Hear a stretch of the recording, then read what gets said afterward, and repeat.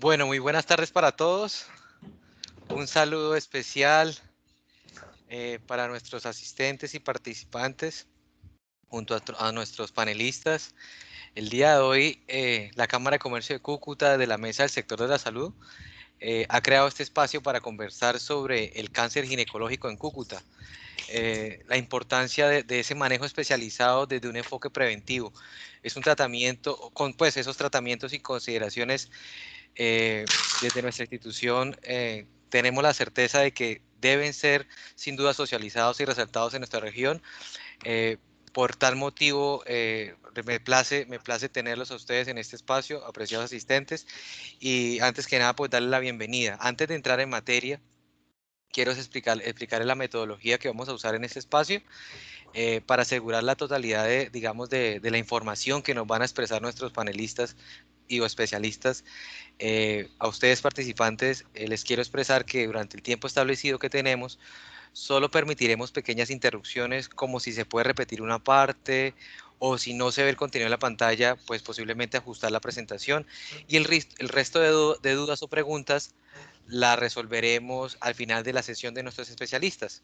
¿Sí? Las preguntas, dudas o inquietudes agradecemos nos las manifiestan a través del chat para evitar de pronto abrir micrófonos con su nombre o empresa a la que representan, ¿vale? La respuesta a esas preguntas trataremos no extendernos de un máximo de 2 o 3 minutos y las vamos a manifestar en orden cronológico, tratando de que no se repitan.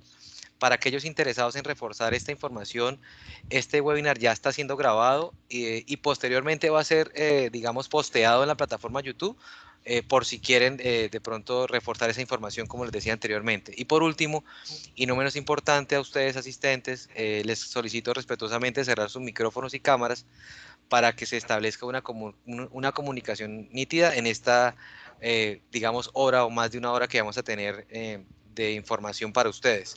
Sin más preámbulo, yo quiero ceder la palabra a nuestros especialistas que nos acompañan el día de hoy.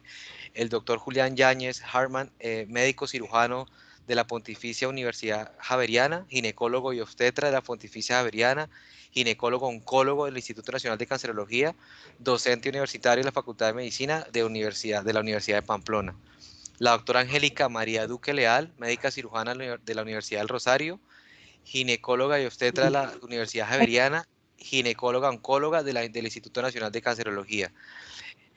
Nuestra especialista Alexandra Madariaga Larroche, médica cirujana de la Universidad CES, ginecóloga y obstetra de la Universidad del Rosario, ginecóloga oncóloga FUX, de la FUX. Y nuestro moderador, el doctor Marcel Quintero Contreras, cirujano general, su especialista en tórax, nortórax, oncología torácica y docente universitario. Nuevamente, bienvenidos doctores, este espacio es de ustedes. Pablo, muy buena tarde y buena tarde a todos los asistentes.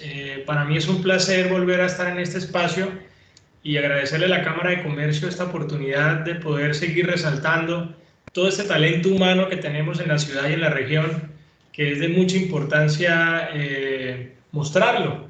Teníamos mucha deuda con nuestra comunidad, poder mostrar cada uno de los especialistas que tenemos, cada una de las áreas y sobre todo el desarrollo de estos espacios en salud que nos hace sentir tan orgullosos, a mí como colega en este momento. Entonces, pues quiero agradecerle a la Cámara, darle continuidad a este espacio que llamamos Mesa de Salud, que lo hemos construido de la mano tuya como manager y de Jorge en la parte técnica, y lo más importante de todos los colegas especialistas del área de salud, médicos, paramédicos, profesionales que siempre están trabajando por la región y dando lo mejor para nosotros.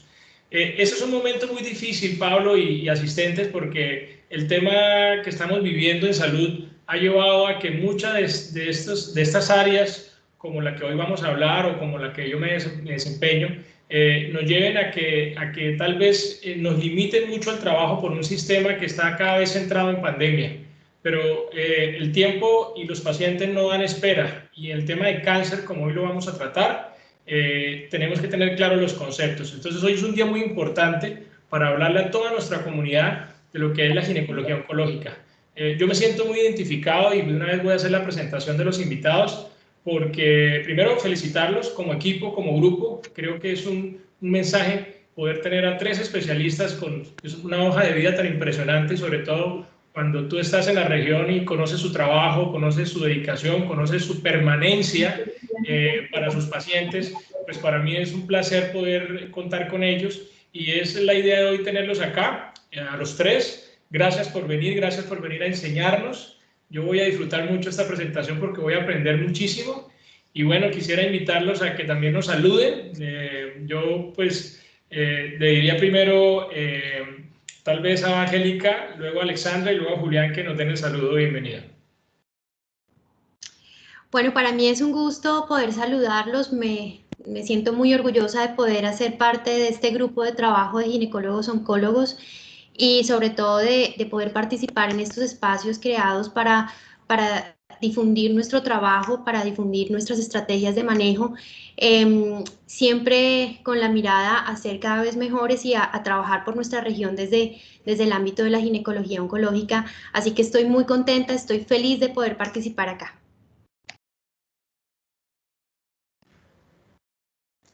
Alex, tienes el micrófono apagado. Hola, buenas tardes a todos. En realidad es un placer estar acá con ustedes, compartir esta tarde con ustedes. Me alegra muchísimo que podamos compartir estos momentos entre nosotros, entre colegas y obviamente también con nuestra población del norte de Santander. Me encanta obviamente poder tener este espacio para poder hablar y discutir temas muy importantes que nos pueden ayudar obviamente a progresar en nuestro departamento. Muchas gracias a todos por este espacio, por invitarnos, por escucharnos, por estar pendientes de nosotros.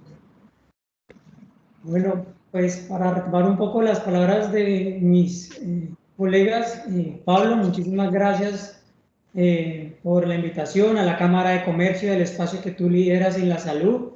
A Marcel también muchísimas gracias por acompañarnos en este espacio. Son amigos, son colegas, son familia, compartimos muchos espacios, no solamente en el ámbito laboral, sino también en el ámbito personal, y pues que este sea un espacio más para compartir con toda la región. Entonces, muchas gracias por este espacio a todos. Yo creo que estamos ya sincronizados, hay un muy buen ambiente hoy y sé que hoy vamos a aprender mucho de ustedes. Yo creo que vamos ya al tema de fondo, al contexto. Entonces, tal vez comenzaría con la siguiente pregunta, Julián. ¿Qué es el cáncer ginecológico? ¿Y cómo se prepara el ginecólogo oncólogo para enfrentar todos los ámbitos de la enfermedad oncológica? Bueno, para ponernos un poquito en contexto, el cáncer ginecológico básicamente abarca cualquier tipo de cáncer que pueda presentarse en el tracto genital femenino reproductivo. Obviamente esto incluye desde la parte más externa, que son los genitales externos y la vulva, la vagina, el cuello uterino, el cuerpo uterino como tal, las trompas de ovario, las trompas de falopio, perdón, los ovarios y el peritoneo. Digamos que esos son todos los grupos que manejamos nosotros, todas las enfermedades a profundidad. Básicamente nuestra formación o la formación para ser especialistas en ginecología oncológica, pues todos tienen que tener de base ser ginecólogos y obstetras y dedicarse 2 años más de exclusivo entrenamiento al conocimiento de la historia natural de estas enfermedades, cómo se puede prevenir, cómo se puede diagnosticar, cómo se puede tratar de manera temprana, cómo se puede curar y cómo se puede acompañar en todo este proceso. En nuestro país existen afortunadamente ya 2 instituciones acreditadas para la formación de especialistas como nosotros. Se encuentra el Instituto Nacional de Cancerología, avalada por la Universidad Militar Nueva Granada actualmente, y también se encuentra el Hospital San José, avalado por la Universidad de la Fundación Universitaria de Ciencias de la Salud. De ahí es donde nosotros nos formamos durante todos estos espacios para el conocimiento y entender muy bien estas enfermedades. Perfecto. Yo creo que es importante resaltar, Julián, el tema de esta segunda especialidad. En algunos escenarios se habla de una segunda especialidad, en otros escenarios se habla de un supraespecialista, pero es un buen espacio para enseñarle a la comunidad que después de nosotros ser médicos se hacen especialidades y luego vienen estas segundas especialidades como a la que ustedes hoy nos están mostrando, que es la ginecología oncológica, ¿cierto? Sí, básicamente pues obviamente tenemos un entrenamiento en ginecología en general, pero ahondamos en exámenes y conocimiento de esta enfermedad con los procedimientos diagnósticos tempranos como la citología, el test de tipificación, la colposcopia y las biopsias que pues más adelante desarrollaremos durante esta presentación.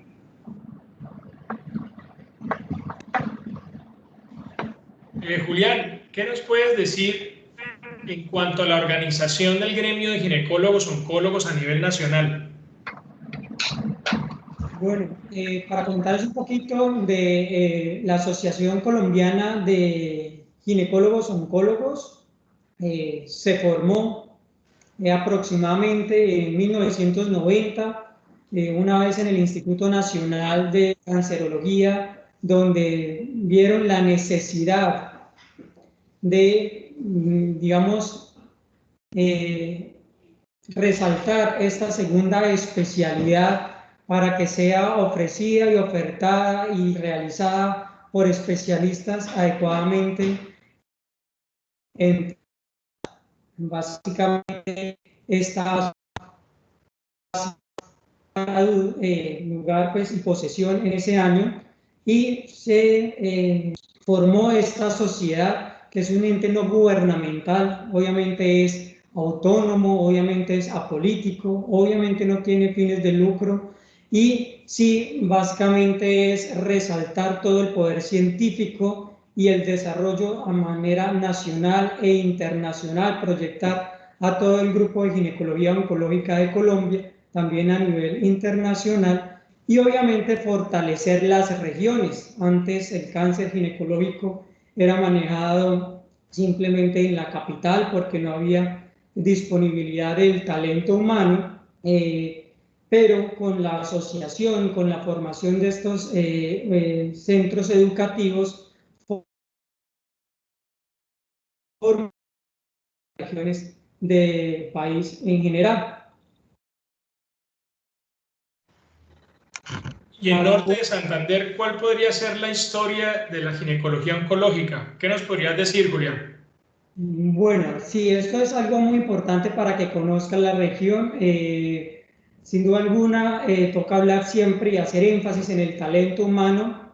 Inicialmente, hay un ginecólogo oncólogo que lidera la batuta, que es el doctor Igor Ramírez, y acá obviamente toca hacer paréntesis para resaltar, digamos, este trabajo que él desempeñó de manera solitaria durante aproximadamente 15 años, tratando de abrir esos espacios de esos nuevos conocimientos en la región. Obviamente por la población que representa norte de Santander y zonas aledañas como Arauca y La Guajira, no era suficiente un solo supraespecialista para hacer cargo de la región, y es a partir del 2015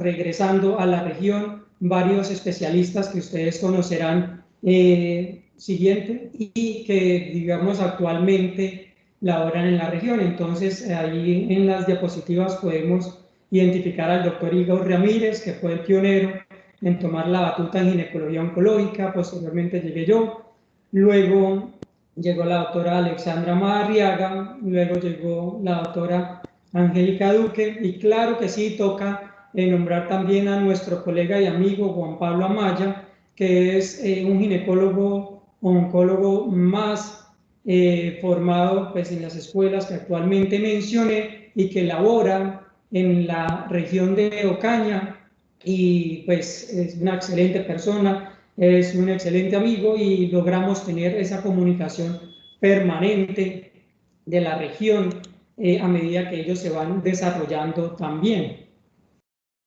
Sí, yo creo que la comunidad debe entender la importancia de todo este esfuerzo que hacen ustedes, porque hoy como protagonistas nos están dando un ejemplo muy claro de retornar a la provincia, de retornar a nuestras regiones. Por ejemplo, que el doctor Amaya esté en Ocaña y ustedes acá ya como un grupo, pues es un buen ejemplo para que la comunidad pues se sienta identificada con sus especialistas, en este caso de la cirugía oncológica, y no necesiten de pronto ir a otras ciudades, no porque no quieran hacerlo, sino porque tenemos un gran esfuerzo de nuestros profesionales y como ustedes muy bien nos han mostrado, de las mejores escuelas de punta del país, que seguramente pues van a dar las mejores atenciones a nuestros pacientes. Yo creo que eso que nos presentas es un ejemplo realmente fantástico, resaltar ese esfuerzo que hacemos de venir a nuestra región, y es muy importante que la comunidad nos apoye.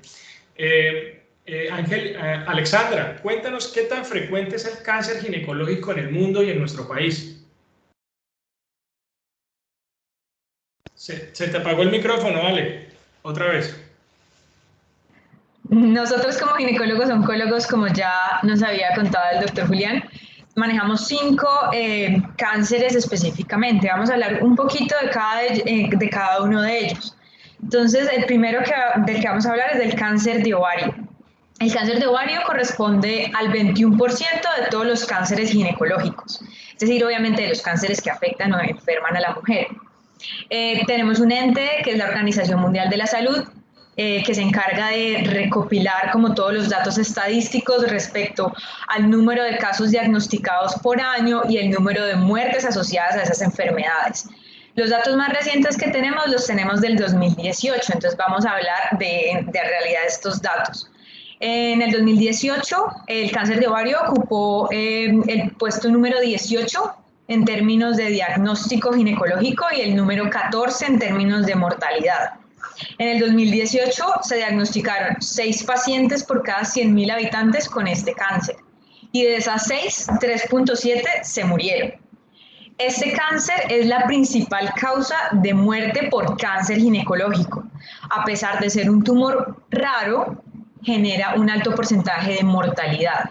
¿Por qué? Pues porque la mayoría de las pacientes se diagnostican en estadios muy tardíos. No tenemos síntomas muy específicos que nos haga pensar que una paciente tiene esta patología. La mayoría de las pacientes presentan síntomas gastrointestinales inespecíficos, por tal motivo no se puede o no se diagnostica en estadios tempranos. Este cáncer tiene una asociación genética del 15%. En términos de cáncer de cuerpo uterino o endometrio, este cáncer ocupa el puesto número 15, ocupó el puesto número 15 en el 2018 y el número en diagnóstico, y el número 20 en mortalidad. Se diagnosticaron 8 personas por cada 100.000 mujeres y de esas se murieron 1.8. Este cáncer, por lo tanto, es un cáncer más común. Sin embargo, las personas o las mujeres sobreviven más a esta enfermedad al diagnosticarse en estadios mucho más tempranos. Es un cáncer típico de todos los países desarrollados. Estos países tienen factores de riesgo muy puntuales que en realidad se están esparciendo por todo el mundo. Estos 2 factores, pues primero es la obesidad y la diabetes mellitus, todo esto en un contexto de un síndrome metabólico que desencadena la proliferación atípica y acelerada de este tejido endometrial, desencadenando pues obviamente la enfermedad. La asociación genética de este tumor es del 5%. Tenemos síntomas muy puntuales en esta enfermedad, a diferencia del cáncer de ovario. La mayoría de las pacientes presentan sangrados después de la menopausia, ¿sí? Eso es algo que siempre nos debe llamar la atención, tanto a nosotros como médicos, como obviamente a las pacientes. El cáncer de vulva ya es un cáncer es menos común. En el 2018 se diagnosticaron 0.8 casos por cada 100.000 mujeres y de esos 0.2 se murieron. Hace parte o corresponde al 4% de los cánceres ginecológicos También es un tumor muy común en países desarrollados, donde la población tiende a tener una longevidad bastante pues, prolongada. Es típico de las pacientes o de las mujeres posmenopáusicas. La mayoría se diagnostican en estadios tempranos y tienen dos componentes o dos factores muy importantes que desencadenan la aparición de esta enfermedad. El 20% de las mujeres con este tumor tienen una asociación a una infección por un virus del papiloma humano. Sin embargo, el 80% restantes tienen enfermedades dermatológicas específicas de la vulva que se convierten en factores detonantes o desencadenantes de la enfermedad. El cáncer de vagina, todavía más raro. En el 2018 se diagnosticaron 0.3 pacientes por cada 100.000 y de esas se murieron 0.16, corresponde al 2% de todos los cánceres ginecológicos. Bueno, y en Colombia, ¿qué podemos hablar del comportamiento de estos cánceres ginecológicos en las mujeres colombianas? Bueno, en Colombia, entonces, en términos de estadísticas en la población de nuestras mujeres, tenemos que el cáncer más común es el cáncer de seno, seguido por el colorectal y el de tiroides, y en el cuarto lugar tenemos el cáncer de cuello uterino, ¿sí? Siguiente.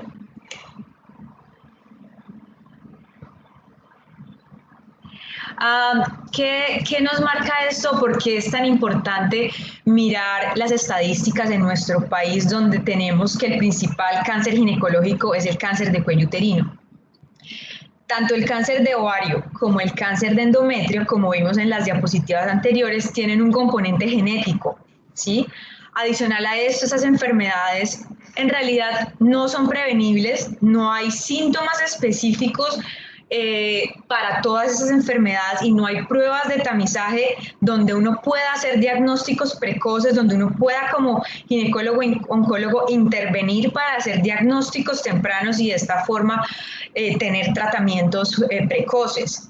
Sin embargo, obviamente no podemos olvidar que las visitas a ginecología son muy importantes y estas siempre deben ser anuales para tratar de diagnosticar sobre todo estos dos tipos de cánceres, el cáncer de ovario y el cáncer de útero. Útero me refiero a endometrio, ¿sí? ¿Cuál es la diferencia con el cuello uterino? Como vimos, es la principal causa de enfermedades en nuestras mujeres en Colombia y es una enfermedad que tiene tres características importantísimas. Es una enfermedad prevenible, es una enfermedad que se puede detectar a tiempo y adicional a eso es susceptible de manejo y obviamente de cura cuando se diagnostica y se trata en el momento oportuno. Entonces, de acuerdo a lo que nos has contado, el cáncer ginecológico más frecuente en nuestro país es el de cervix. ¿Cuál es el impacto en la población colombiana y en nuestro departamento? Entonces, en el 2018, nuevamente hablamos de los datos de la OMS. En el 2018 se diagnosticaron en el mundo 570.000 casos de cáncer de cuello uterino y se murieron en el 2018 311.000 pacientes con este diagnóstico. Para Mundo, datos Mundo 2018, el cáncer de cuello uterino es la cuarta causa de cáncer más diagnosticado en las mujeres. ¿Qué tenemos en Colombia? En Colombia, miren el mapa como está distribuido por los tonos de los azules, mientras que en el mundo se diagnostican por cada 100.000 habitantes 12 pacientes con cáncer de cuello uterino, en Colombia se diagnostican 3.853 casos. Wow. De esos, siguiente. De esos, se mueren al año en el mundo 5.7 personas por cada 100.000 habitantes. Y en Colombia se nos mueren 1.775 mujeres diagnosticadas con esta enfermedad. ¿Qué tenemos en Colombia? Entonces, observan el mapa, la distribución del mapa. Todo lo que está en rojo, todos los departamentos rojos hacen parte de los 5 primeros departamentos con las tasas más altas de incidencia y mortalidad de cáncer por cuello uterino, perdón. ¿Quién está por encima de nosotros? Amazonas y Tolima. Después seguimos nosotros, cuarto Quindío y quinto Bogotá. ¿Qué podemos como resumir, definir después de ver esta distribución tanto en el mundo como en Colombia de esta enfermedad? Nosotros en Colombia, o en realidad los países en desarrollo, mientras que en el mundo el cáncer de cuello uterino es la cuarta causa de muerte en las mujeres, en los países en desarrollo se convierte en la segunda en diagnósticos oncológicos y mortalidad en las pacientes de Colombia. Miren este dato tan importante. En Colombia, cada día se diagnostican 12 pacientes con cáncer de cuello uterino. Y de esas 12, cada día se mueren 5. ¿Sí? Y lo peor de todo, las pacientes que se nos mueren, bueno, que se enferman y que se nos mueren, son pacientes que están distribuidas en un rango de vida reproductiva entre los 15 y los 44 años. ¿Eso qué nos trae a colar en esta situación? Pues que en realidad tenemos un problema de salud pública, tanto obviamente en nuestro país como en nuestro departamento. Si ven la distribución en el mapa, este mapa muestra las muertes prematuras por cáncer en el mundo. Y miren nosotros Colombia estamos en azul, es decir, tenemos como primera causa de muerte precoz, hacemos parte de ese grupo, siendo el cáncer de cuello uterino la más importante de ellas. Es muy importante lo que les hablaba un poco de considerar el cáncer de cuello uterino como un problema de salud pública, a pesar de pues, que en los últimos 30 años hemos tratado de mejorar estas estadísticas. Podemos decir que en los países en desarrollo el cáncer de cuello uterino sigue siendo un problema porque es catalogado como una enfermedad asociada a la inequidad, asociada a la parte social y a la educación que puede llegar a tener un país. Y entonces, ¿qué nos lleva a esa? Pues a no lograr no lograr mejorar esas estadísticas. Pues en Colombia contamos con muchas estrategias de pruebas diagnósticas tempranas de la enfermedad, pero tenemos diferentes barreras en los accesos a los diferentes puntos críticos de los diagnósticos y los tratamientos, que más adelante vamos a hablar un poco más de eso. Y adicional a eso, no hemos podido como acoplar la parte de la prevención de la enfermedad con el tratamiento precoz de la misma. Entonces, para resumir el problema de salud pública que tenemos con esta enfermedad, podemos hablar de la carga de la enfermedad para el país. ¿Eso qué significa? Tenemos una población entre los 15 y los 44 años, que son las que más se enferman y las que más se mueren. En Colombia, muchas mujeres son cabeza de familia, ¿sí? Tenemos a una población que se muere muy joven y que si no se muere queda con una discapacidad muy importante que le genera obviamente un peso económico a nuestro país demasiado alto, ¿sí? La fatalidad por cáncer de cuello uterino en nuestro país desencadena obviamente problemas muy importantes en términos de economía y teniendo en cuenta que esta enfermedad es una enfermedad prevenible, detectable y siempre susceptible de manejo. El principal factor asociado al desarrollo de esta enfermedad es el virus del papiloma humano. Este es catalogado como la causa directa de la aparición del cáncer de cuello uterino. Sin embargo, hay factores adicionales o factores asociados que contribuyen a que una infección crónica, muy importante, infección crónica por papiloma humano desencadene la enfermedad. Otros factores que se han identificado pues es el cigarrillo, la multiparidad, el inicio temprano de la vida sexual y el número de parejas sexuales. Entonces, en esta tabla se puede observar que entre una persona inicie su vida sexual antes de los 16 años, va a tener 3 veces más riesgo de desarrollar cáncer de cuello uterino en el contexto de una infección crónica por papiloma humano. Al igual que el hecho de tener más de 6 parejas sexuales aumenta el riesgo hasta de 3 veces y de usar cigarrillo puede llegar a aumentar el riesgo hasta 1.3 veces que una persona que no use cigarrillo o que no fume. realmente las cifras que nos muestran de la incidencia y de lo que está sucediendo en Colombia con el cáncer de cuello uterino son dramáticas. Realmente yo estoy en el área de la salud y manejo el tema del cáncer igual que ustedes, pero sí quedamos como aturdidos. Yo creo que los asistentes deben tener una conciencia muy grande de que realmente los números son muy altos y esto puede estar muy cerca. Ahora todo lo que estamos viendo es con COVID o no COVID, resulta que esto puede ser tan frecuente o tan cercano, y yo creo que te agradecemos mucho esa presentación estadística. Yo sé que a veces los números, pero los números son tan importantes para entender la severidad. Nos hablabas del virus del papiloma humano, Ale.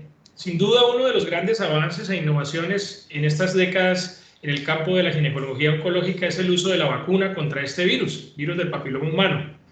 ¿Qué nos puedes contar sobre los tipos de vacunas que tenemos en nuestro país? ¿A quién se le podría colocar? ¿Y qué dosis se debe hacer? O sea, sería esto como que hemos escuchado mucho el tema de la vacuna contra el virus del papiloma humano. ¿Qué nos puedes contar? Claro. Bueno, algo muy importante antes de hablar específicamente de las vacunas que tenemos es que tenemos que tener en cuenta de este dato, el CDC, que es el Centro de Control y Prevención de Enfermedades, igualmente en el 2018, mostró que se diagnosticaron 45.339 casos de cáncer asociados a infección por virus del papiloma humano. De esos, la mitad en las mujeres. Y esto generando enfermedades específicamente en qué órganos. Entonces, el 90% enfermaban de las personas con infección por papiloma, desencadenaban enfermedades o cánceres en el cuello uterino.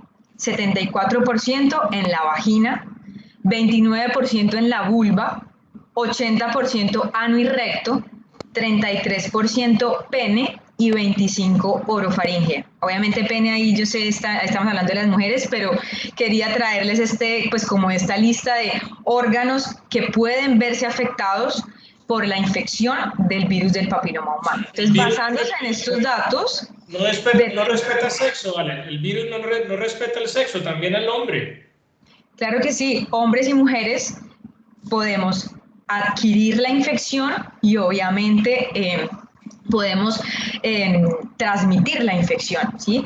Obviamente las mujeres son las que más nos enfermamos, pues porque tenemos más órganos susceptibles de tener infección por papiloma, pero muchas veces dejamos a los hombres atrás en términos de pene y orofaringe, y hay datos estadísticos significativos donde han mostrado un aumento en la incidencia de las enfermedades en los hombres en esos dos puntos específicos, pene y orofaringe.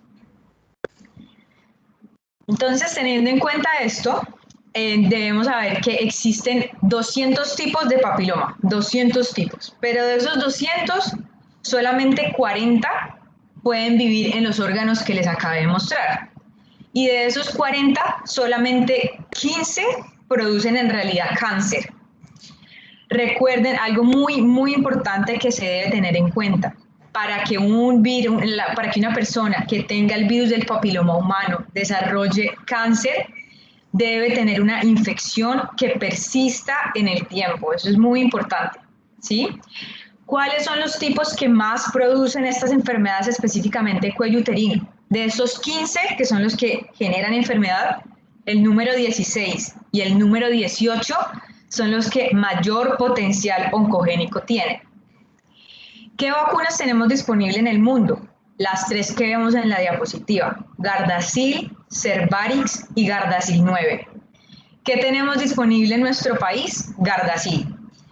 El Gardasil nos va a proteger contra los virus número 16 y 18, y adicional a eso, 6 y 11, que son los tipos de papiloma que generan las verrugas vulvogenitales, ¿sí?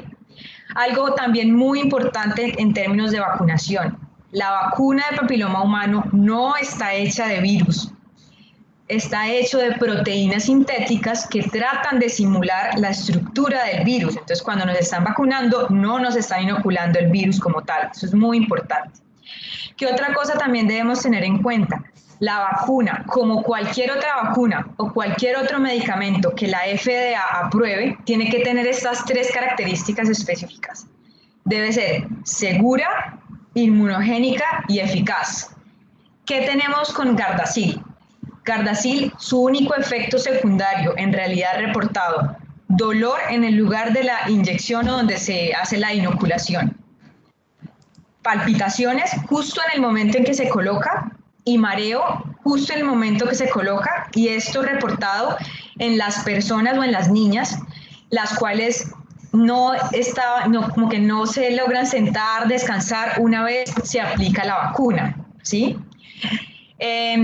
Es una vacuna inmunogénica, es decir, que tiene la capacidad de inducir como la aparición de defensas o de anticuerpos contra el virus, y es eficaz, es decir, que reduce la infección por los virus, pues por los tipos de virus que hablamos, 16, 18, 6 y 11, y al reducir el riesgo de infección, obviamente reduce el riesgo de desarrollar las enfermedades asociadas a este virus.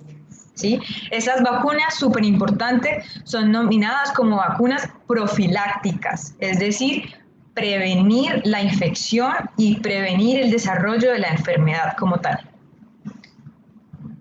Entonces, ¿cómo estamos con la vacunación? ¿O qué ha pasado en nuestro país con la vacunación?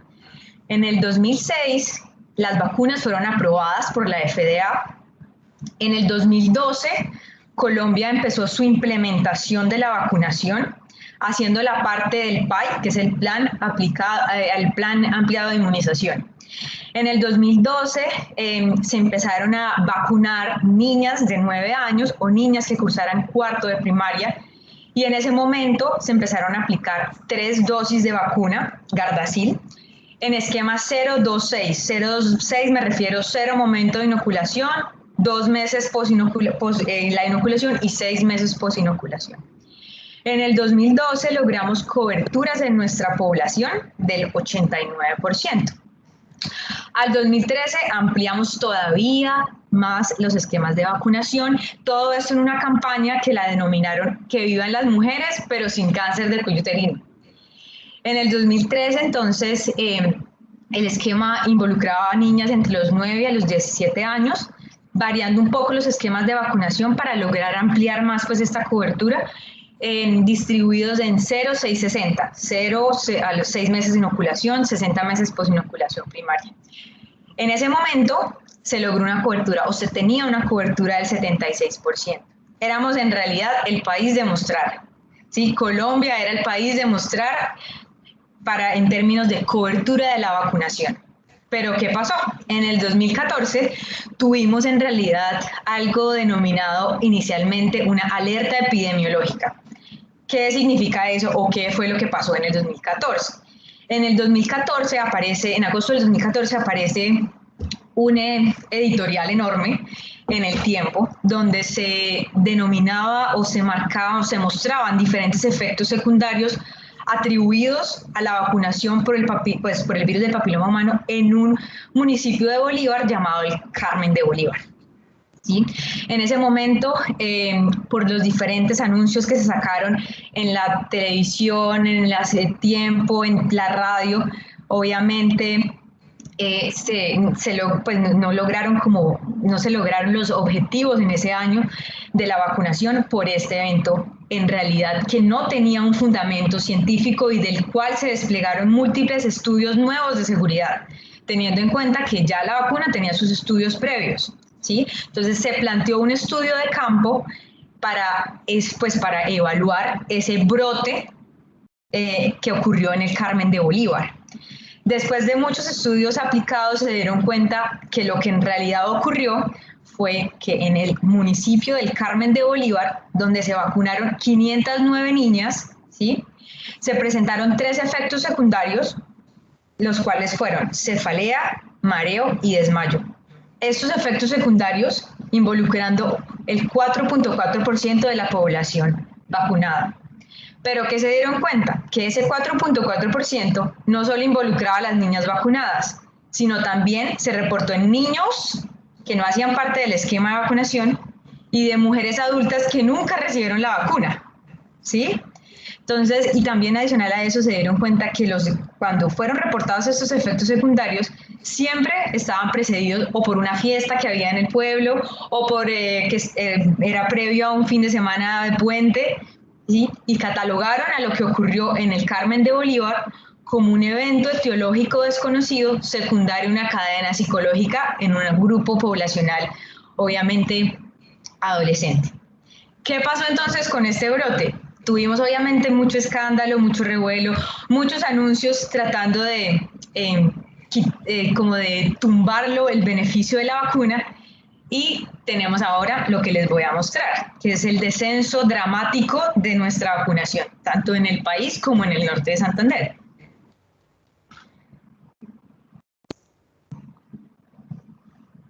Siguiente. Bueno, entonces, ¿qué tenemos que tener presente? Es muy importante antes de mostrarles cómo disminuyó esta cobertura de vacunación. ¿Qué tenemos al 2020? ¿Qué nos dice o qué nos da el Ministerio de Salud al 2020? Primero, la vacuna del papiloma humano es una vacuna que hace parte del PAI. Es una vacuna que es gratis en la población de los 9 a los 17 años. Tenemos un esquema de vacunación que también ha variado un poco. Tenemos la fecha elegida, primera dosis, fecha elegida de su primera dosis de vacunación. Segunda dosis, 6 meses por primera vacunación, ¿sí? Aunque el Ministerio de Salud da o administra de forma gratuita a esta población con la vacuna por la FDA está aprobada de los 9 a los 46 años. Solamente que de los 9 a los 17 es gratis en nuestro país, ¿sí? Perfecto. Teniendo en cuenta esto, que es gratis y hace parte del esquema de vacunación, ¿sí? Les voy a mostrar cómo varió esa cobertura en nuestro país y en el norte de Santander. Entonces, miren, en el 2012, cuando empezamos, teníamos coberturas del 98%. Con estas coberturas se logró prevenir 4.300 casos de cáncer de cuello uterino y se lograron prevenir 1.900 muertes. Al 2016, donde la cobertura cayó al 5%, solamente logramos evitar 220 casos. Y miren ese dato tan importante. Por cada 1% de cobertura de la vacuna en nuestras niñas, podríamos evitar 40 nuevos casos y 18 muertes antes de los 75 años. Pero a pesar de ese dato, nuestra cobertura de vacunación sigue en el piso. Esto es norte de Santander. Arrancamos 2013, perfecto, ejemplo a seguir, 100% de cobertura en nuestras niñas. Observen 2014, donde ocurrió ese brote, que en realidad no tiene ningún fundamento y no lograron demostrar en realidad ningún efecto secundario. Empezó a caer progresivamente, al 2015 86% de cobertura. En el 2016 ni siquiera logramos recopilar datos de cuántas pacientes se vacunaron. En 2017, 28% y al 2020, 10%. Segunda dosis, que es la que en realidad trata como de consolidar los esquemas de vacunación, al 2020 pasamos de un 69% de cobertura a un 3.9% en una vacuna que es gratis, de los 9 a los 17 años, y es una vacuna que nos va a prevenir la aparición del cáncer de cuello uterino. ¿Qué otra barrera tenemos adicional a este brote sin fundamento científico que ocurrió? Pues una barrera sociocultural grandísima, donde tenemos una población objetiva adolescente que obviamente en esa época de la vida todo el mundo es rebelde y nadie se quiere vacunar, pero aparte de eso, a la poca aceptabilidad de los padres de nuestro país, ¿sí? Hay 4 cosas fundamentales, e inclusive adicional a los padres, esto se ha visto también en ciertos médicos que tampoco apoyan la vacuna, donde se percibe la vacuna como una forma de incentivar a un inicio precoz de la sexualidad, ¿sí? Donde se trata de poner a la vacuna en términos de creencias y religiosidad en un punto donde no se va a permitir, pues obviamente, el acceso a la misma. Tenemos padres e inclusive médicos nuevamente donde desconocen la utilidad de la vacuna y desconocen la seguridad de la vacuna. Y obviamente a muchos padres también les parece que a los 9 años las niñas todavía son muy niñas y no se consideran como, no es prudente aplicarles la vacuna a esta edad, ¿sí? Entonces esa es la gran barrera cultural que tenemos y lo más importante que se debe tener en cuenta es que la vacuna siempre se debe promover como una estrategia preventiva para el desarrollo del cáncer de cuello uterino, más no para una forma de prevenir una enfermedad de transmisión sexual. Yo he tenido durante tu intervención un nudo en la garganta porque primero soy padre de 2 niñas. Todo lo que tú nos muestras pues es contundente, ¿no? No tendríamos por qué no hacerlo y no vacunar a nuestras hijas. Eso es algo que tú nos acabas de dejar muy claro. Pero también quisiera recalcar la importancia del trabajo de ustedes aquí en provincia, porque pues con este suceso tan desafortunado como sucedió aquí en el país, porque es dramático que eso haya pasado después de obtener unos porcentajes tan altos de cobertura, y casi que arrancar más abajo de cero, diría yo, porque realmente uno se siente muy desmotivado. Pues es un buen momento para que ustedes como líderes en la región y en la provincia sigan trabajando y nos contagien a todos, no solamente a los médicos, sino a todos los padres de familia y en este espacio para concientizar sobre esta vacunación. Angélica, ¿qué pruebas se deben realizar desde la ginecología oncológica para diagnosticar más tempranamente las enfermedades como el cáncer ginecológico?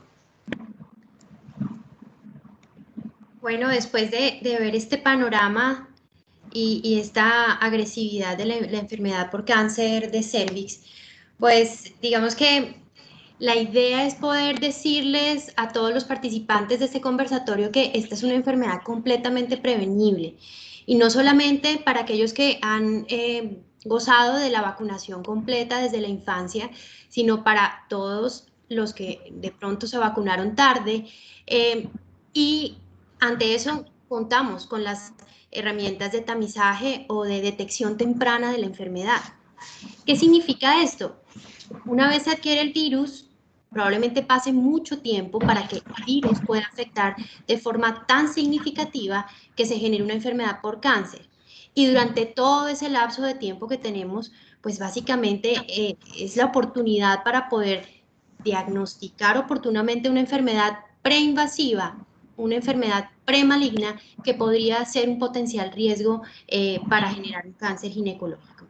Entonces, la idea es que dentro de estas estrategias de tamizaje en cáncer de cuello uterino, la idea es que podamos rastrear, buscar esta condición específica, pero pues teniendo en cuenta que la utilización de todas las estrategias de las que vamos a hablar, pues también requiere un entrenamiento adecuado y una actualización constante acerca de la técnica de la toma, por ejemplo, de la citología cervicovaginal o en este caso de la interpretación de estos exámenes, de la realización de una colposcopia, y básicamente los ginecólogos oncólogos nos hemos preparado para poderle hacer frente desde el punto de vista preventivo a la enfermedad. No nos cansaremos de repetir que existen técnicas convencionales, como es el caso de la citología cervicovaginal.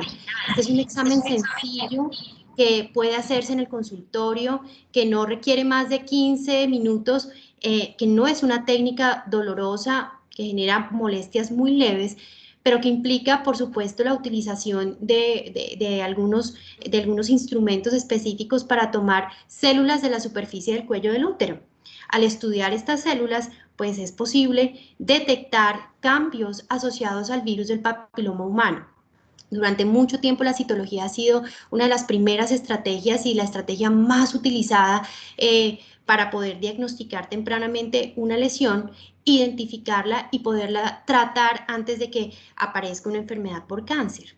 Estos son los instrumentos que se han utilizado y que a veces muchas de nuestras pacientes tienen temor durante la realización de estos exámenes, pero que básicamente si supiéramos la importancia de la realización y la importancia de poder reconocer una enfermedad, de pronto las molestias asociadas al examen ginecológico y a la realización de este examen pues no serían tan significativas. Ante las barreras que nos impone la citología tiene un rendimiento específico. Básicamente a veces tiene algunas fallas durante la toma de la muestra, las láminas no se pueden interpretar adecuadamente, entonces muchas de nuestras pacientes tenían un reporte negativo, siendo este un falso negativo. La paciente digamos que obtenía su resultado con toda la tranquilidad de que no existía una enfermedad por cáncer, pero al año siguiente probablemente la enfermedad ya estuviera un poco más avanzada. Entonces, la estrategia nos conduce a utilizar pruebas con una mayor sensibilidad, con una mayor especificidad, con un mejor rendimiento, y este es justamente la función del test de tipificación del virus del papiloma humano. Es una muestra que, como cualquier otra, como se toma por vía vaginal, o como la citología se toma por vía vaginal en el consultorio, implica la utilización de un cepillo específico para tomar una muestra significativa, pero lo que nos va a interpretar, o lo que vamos a saber a partir de la realización de este test, es si esta paciente que estamos observando o que estamos valorando en nuestro consultorio es portadora del virus del papiloma humano, específicamente los subtipos o las clases del virus más agresivos, los subtipos que conocemos como de alto riesgo para presentar una enfermedad por cáncer.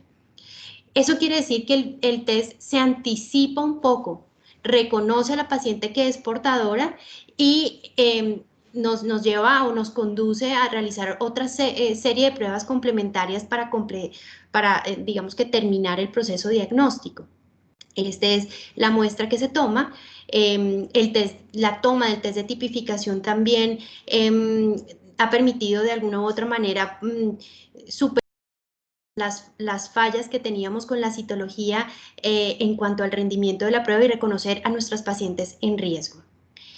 Después de haber hecho estas dos estrategias, específicamente también contamos con la colposcopia. ¿Y qué es la colposcopia? Esa es una de nuestras herramientas principales de trabajo en tamizaje para cáncer de cuello uterino. Con la colposcopia lo que logramos es la visualización magnificada, la ampliación del cuello del útero a través de un microscopio que nos permite de alguna u otra manera identificar más claramente dónde se ubica la lesión. Estas son algunas imágenes de los cuellos afectados por lesiones del virus del papiloma humano. Al identificarlas, al conocer su localización, entonces tenemos un punto más específico donde tomar una biopsia y un tejido mucho más amplio para poder enviarle al patólogo y que el patólogo nos pueda interpretar, digamos que con una certeza mayor, cuál es el diagnóstico de nuestra paciente. Angélica, yo creo que el tema del tamizaje o cribaje, o como para que la comunidad entienda, son esas pruebas que se harían en general a cualquier paciente con algunas características para hacer el diagnóstico temprano o hacérselo rápido. Es como el gran reto, ¿no? Nosotros en pulmón todavía no hemos podido formalizar lo que ya ustedes tienen adelantado en la parte ginecológica. Y tú nos hablabas ahora del tema de que algunas veces estas pruebas, que el hecho de que se hagan y salgan negativas no le debe dar tampoco una tranquilidad 100% de que no la tiene. ¿Cuál podría ser la razón para que esa prueba negativa pueda ser un falso negativo, por decirlo así? O sea, podríamos decir cuáles serían las razones para que esas pruebas de tamizaje o de cribaje o de detección temprana fallen. Bueno, y esto es muy importante hablarlo porque todas las estrategias pueden tener una tasa de falla. La citología convencional, que es la herramienta que tenemos pues más cercana, puede fallar muchas veces cuando no se hace una buena técnica de recolección, o la paciente no cumple las condiciones previas requeridas para poder tomar una buena muestra. Básicamente lo que queremos hacer es siempre capacitar al personal, ya sea de enfermería o nosotros como ginecólogos, que trabajamos en tamizaje para cáncer de cuello uterino, exigirnos en tomar muestras que sean suficientes, que incluyan todas las partes del cuello, del cuello uterino, para poder realizar una adecuada interpretación al microscopio. Entonces, básicamente eso es la técnica y probablemente el pobre cumplimiento de nuestros pacientes con respecto a las recomendaciones que se hacen antes de la toma de un examen. Pero también aquí tiene una importancia significativa el entrenamiento, por ejemplo, cuando hacemos colposcopia, el entrenamiento del especialista, una persona que tiene experiencia en conocer las lesiones en el cuello del útero, puede reconocerlas fácilmente y puede orientar de una forma mucho mejor el sitio donde se toma la biopsia. ¿Para qué? Para que el tejido sea el tejido enfermo que debe ser analizado por el patólogo.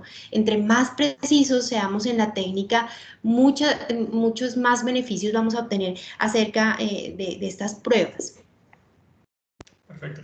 Yo siempre he tenido en mi mente como ese gran reto, sobre todo aquí en provincia, en los tiempos, ¿no? Entonces, tú nos estás hablando de lo que es el diagnóstico y el tamizaje, y uno piensa, bueno, sale positiva la prueba, y en qué momento ya voy a tener un tratamiento. Entonces, yo en tórax me he retado mucho, he investigado, y siempre nos poníamos como un tiempo de 60 días. Yo lo veía imposible, ¿no? En esta década y media de práctica, y hemos logrado, o venimos lográndolo en el hospital, donde los pacientes a los 40 días, 35 días ya estaban operados, ya estaban en tratamiento. Entonces, yo quiero preguntarte, ¿cómo proponen ustedes desde la ginecología oncológica los tiempos entre el diagnóstico y inicio de tratamiento? ¿Cómo podrías tú darnos ese escenario? Esto es realmente muy importante porque fíjate que quienes trabajamos en cáncer somos muy conscientes de la importancia que hay de ese tiempo, de esa ventana que tenemos desde que se hace el diagnóstico y se ofrece el tratamiento a nuestras pacientes. Eso va a tener una importancia fundamental en el pronóstico de la enfermedad. Entonces, para nosotros como ginecólogos oncólogos, impactar en este punto donde hacemos tamizaje y diagnosticamos o prevenimos rápidamente una enfermedad, pues obviamente tiene una significancia dentro de nuestra práctica y dentro de nuestro ejercicio clínico. Entonces, para contextualizar un poco a todo nuestro público, todas las mujeres, idealmente que están entre el rango de los 30 a 65 años, hoy deberían tener o realizarse un test de tipificación de BPH. Si ese test sale alterado, es positivo para virus, la idea es poder hacer una citología y completar un estudio colposcópico. Las mujeres que están por debajo de este rango de edad, menores de 30 años, pues básicamente pues se harán citologías convencionales con la idea de identificar la enfermedad. ¿Qué es lo que ocurre en nuestro contexto? Y es que una paciente que se le diagnostica una normalidad en su citología o en su test de tipificación pasa por una cantidad de procesos, una valoración inicial por un ginecólogo, un segundo ginecólogo la ve, una tercera cita con otro ginecólogo hasta que llega a nosotros. Eso en tiempo, pues básicamente es probablemente negativo para poder hacer un diagnóstico. ¿Qué proponemos nosotros? Siempre que los ginecólogos oncólogos nos vinculamos a este proceso de tamizaje, identificar a un paciente, pero además el conocimiento de la historia natural de la enfermedad nos hace pensar cuáles son las pacientes que tenemos realmente en riesgo de una enfermedad. Valoramos sus factores de riesgo, si son o no portadoras de subtipos de alto riesgo y tratamos de realizar el tratamiento en la misma consulta donde se tienen los resultados de la citología. Por ejemplo, una paciente que tenga una lesión de alto grado, lo ideal es poderla tratar inmediatamente en la misma consulta. Muchas de estas mujeres son de pobre seguimiento, son pacientes que obtienen la citología y nunca vuelven a la consulta o no tienen los medios para poder hacerlo. Entonces, nuestra idea es acortar los tiempos del diagnóstico y del tratamiento.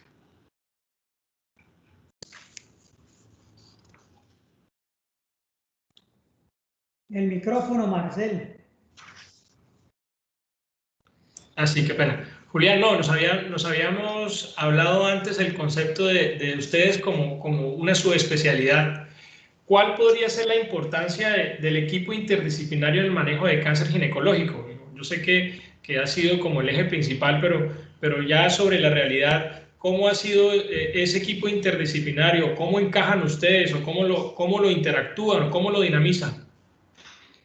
Bueno, pues sí, muy importante esa pregunta porque digamos que una vez profundizamos y ponemos en contexto el conocimiento de esta enfermedad, pues como ginecólogos, oncólogos, tenemos, digamos, un escenario con todos los actores en salud. Entonces participamos desde, obviamente, la formación y la participación, la creación de guías de manejo. Obviamente hablamos con las instituciones prestadoras de salud, obviamente capacitamos a las personas que se encuentran realizando esa prevención primaria y secundaria. Obviamente, hablamos con las entidades prestadoras de salud que están a cargo de los pacientes, el grupo de patología, para tratar de acortar todos esos tiempos quirúrgicos en algo como el tamizaje y para la detección temprana.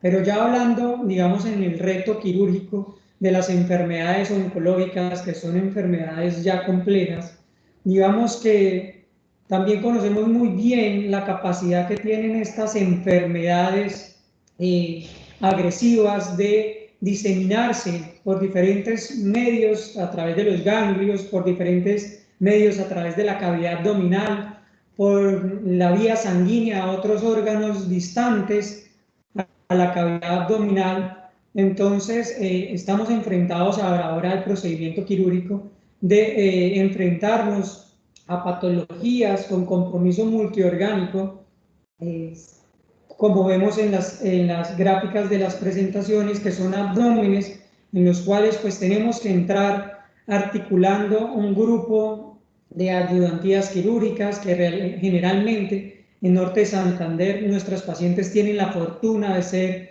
digamos, atendidas en el mismo acto quirúrgico por dos supraespecialistas en el mismo momento. Obviamente articular el grupo de anestesia, obviamente articular el grupo de instrumentación, porque nos vamos a enfrentar a este tipo de abdómenes que antes, digamos, en los escenarios anteriores se consideraban patologías irresecables quirúrgicamente, pero dado ese diálogo continuo con el grupo gastrointestinal, con el grupo de tórax, con el grupo de urología, podemos ofrecer durante el mismo acto quirúrgico resecciones importantes de esta patología oncológica que obviamente va a impactar en la supervivencia global de esta enfermedad a largo plazo, que es uno de los objetivos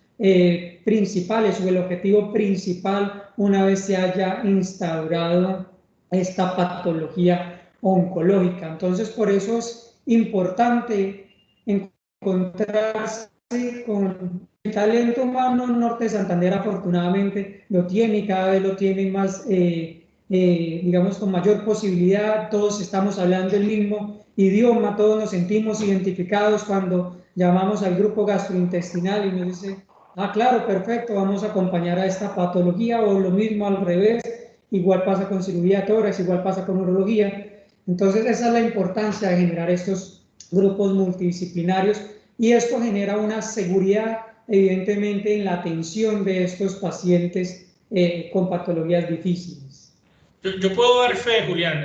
Creo que para contarle a los asistentes, cuando ustedes tienen casos muy complejos y muchas de esas enfermedades tumorales ginecológicas que tienen manifestaciones en tórax, pues nos llaman y hemos tratado de hacer ese equipo, ¿no? Y creo que al final el paciente sale muy bien porque podemos entre todos tomar las mejores decisiones.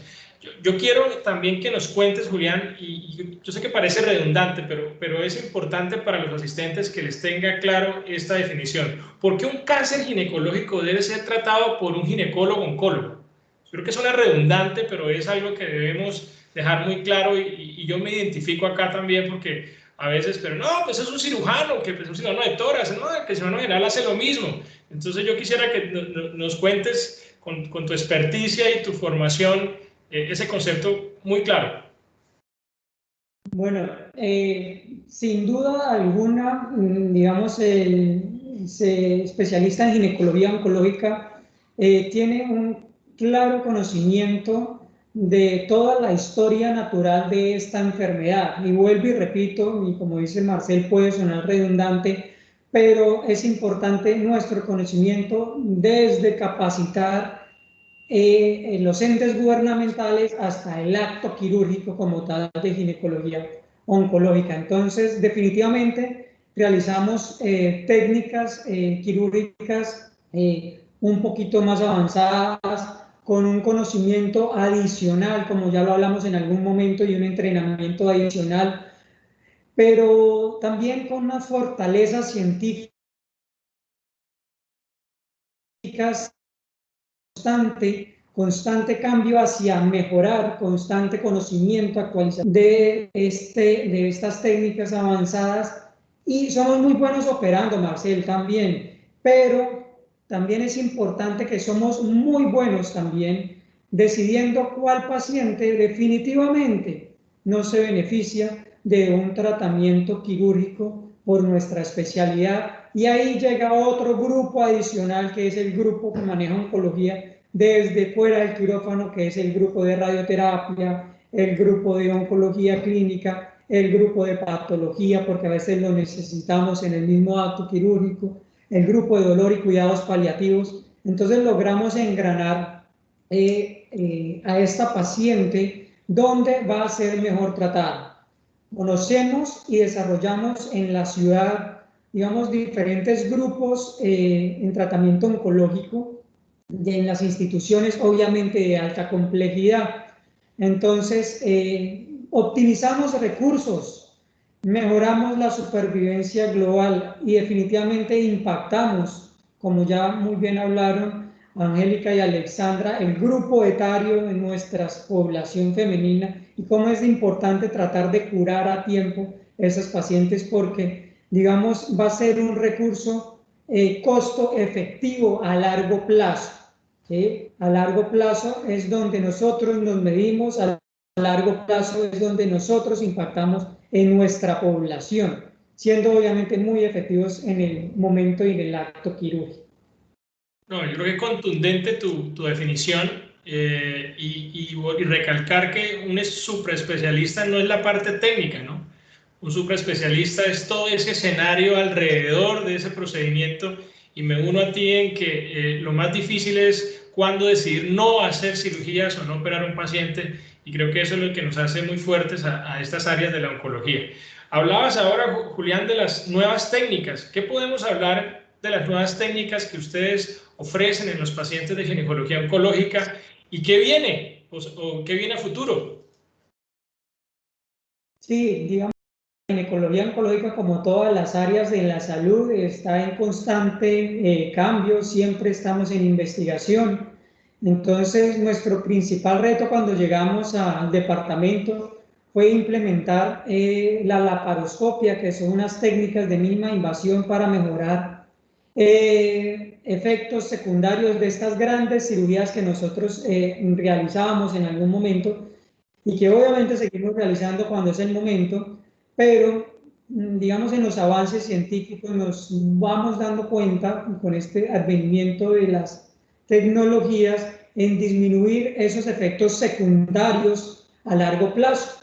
Somos más efectivos tratando a nuestras pacientes, somos más puntuales, somos más multidisciplinarios, y nuestras pacientes están viviendo más por todo ese engranaje adecuado. Entonces, ahora las tecnologías van dirigidas a disminuir esos efectos secundarios, porque nuestras pacientes, además de que queremos que vivan más en las mejores condiciones. Entonces, también estamos haciendo la curva constante en ganglio centinela. Digamos, en ganglio centinela es una técnica, digamos, ya se está usando en varias patologías oncológicas, pero a nivel ginecológico tiene algunas dificultades, pero ya la estamos implementando en la región, ya estamos haciendo nuestra propia curva de entrenamiento, porque acá toda la población tiene que enterarse, pues, que una cosa es leerla, otra cosa es llenarse de valor, y otra cosa es realmente formarse y hacer esto, digamos, de la mejor manera para ofrecerle al grupo de pacientes. Entonces usamos una técnica que antes la usábamos por la laparoscopia, pero como los cambios son en salud, pues se nos restringe un poco la laparoscopia por unos estudios multidisciplinarios y multicéntricos, en los cuales ya no estamos usando la laparoscopia para cáncer de cuello uterino, pero seguimos utilizando la laparoscopia para los otros tipos de enfermedades oncológicas, donde en el tiempo logramos disminuir esos efectos secundarios, sin tener en cuenta sin sacrificar, obviamente, el pronóstico oncológico de este tipo de pacientes. Pues las gráficas y los videos que estamos viendo son de los tres, en las diferentes instituciones donde trabajamos los tres, porque vuelvo y repito, trabajamos en grupo, siempre entramos para atender este tipo de pacientes porque estamos seguros que es lo mejor que le puede pasar al paciente. Entonces, esas son las nuevas técnicas que estamos realizando actualmente, las estamos implementando. Como ya les dije, pasamos de la laparoscopia nuevamente a cirugía abierta, entonces ahí es donde identificamos adecuadamente el ganglio sentinela en acto quirúrgico y disminuimos esa morbilidad ofreciendo un tratamiento oncológico adecuado, obviamente disminuyendo tiempos a la paciente y mejorando su calidad de vida a futuro. Ahora que me hablabas, o que hablabas de la importancia del trabajo en equipo y ustedes se apoyan mutuamente, pues con esos casos que nos muestran tan complejos, se me viene a mi mente que eso aplica no solamente en su área, sino también, por ejemplo, en mi área, la cirugía torácica, pero este tema de la pandemia, que creo que ya es inevitable incluirla en nuestras presentaciones, esta situación que nos llevó a estar en riesgos en lo personal, en lo profesional, en nuestra práctica médica, pues nos ha llevado a cambiar procesos. Por ejemplo, nosotros en tórax nos tocó en esta época de pandemia y alta exposición separarme de mi compañero para tratar de disminuir la exposición de los dos en el mismo acto. Eso es como una anécdota que yo les quisiera como compartir. Angélica, ¿qué nos puedes contar ustedes dentro de los protocolos del manejo en ginecología oncológica en pandemia? ¿Qué nos podrías, o cuál sería tu comentario que nos puedas aportar? Bueno, a nosotros también nos ha tocado enfrentarnos un poco a este contexto de la pandemia.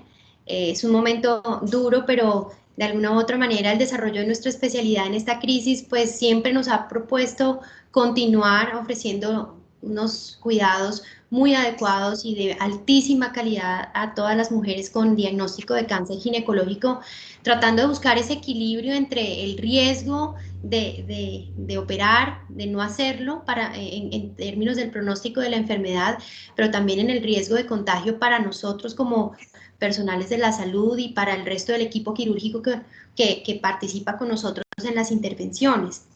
Básicamente nosotros estamos ajustados a la normativa y a las sugerencias de manejo para pacientes con cánceres ginecológicos y condiciones preinvasivas que nos ha dictado la Asociación Colombiana de Ginecólogos Oncólogos. ¿Y qué nos propone?